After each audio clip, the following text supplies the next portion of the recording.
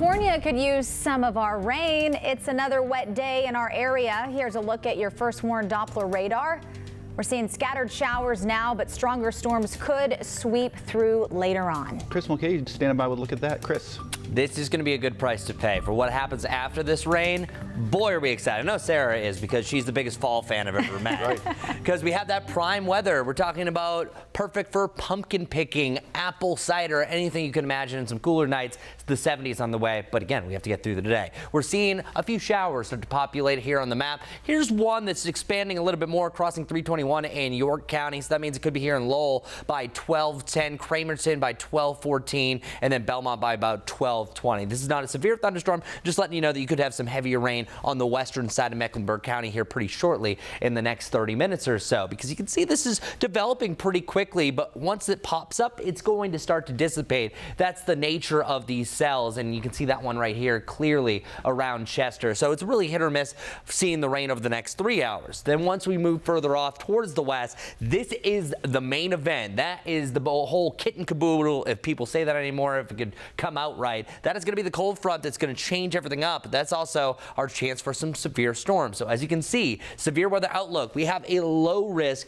for the entirety of our viewing area. The core, the worst of the storm, is going to be closer to the low pressure system that's off towards the north. But as long as we don't see any sunshine, we're good.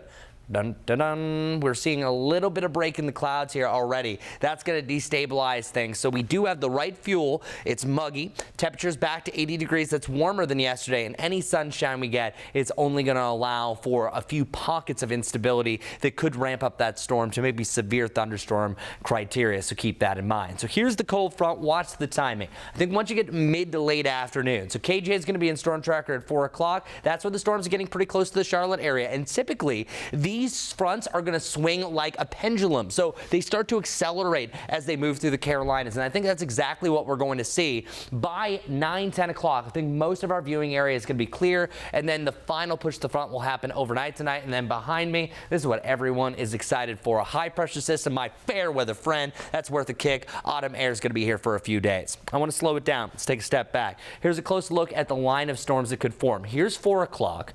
Here's 6 o'clock. Notice it's crossing the Charlotte area at that point. The timing for these keep on accelerating. So that's why I want you to open up your severe weather window by about 3 o'clock to 9 for the entirety of the area. And then once you get to about Concord, Salisbury, Albemarle, let's call it about 6 to 8 o'clock, there is a chance for a spin-up tornado. This is one of those lines that will have some kinks in it, so if that does happen, it'll be very brief, but we are seeing our Futurecast rotation track showing right about 7 o'clock close to Salisbury, so keep that in mind. Wouldn't be surprised if we do have maybe one outlying tornado warning. As for that cool down, the first fall cool down is always the best. Temperatures right about 80 degrees, and then here it is, PSL weather rolling into frame. That means the 50s by tomorrow, and then after that, even down to the 40s on Friday morning, and then Saturday, Sunday, lower 50s will be the norm. That's sweatshirt weather, at least for me, just depending who you are. Dew points also, this is where it is. This is where you want to be.